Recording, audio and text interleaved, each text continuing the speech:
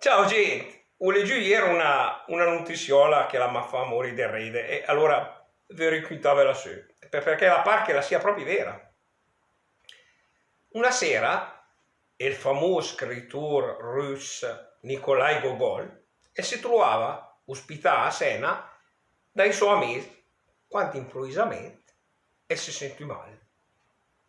La padrona del calle è intervenuta prontamente e la ordina a due servitori di tenere su, intanto che l'altro, il terzo, il che versava in bocca la vodka.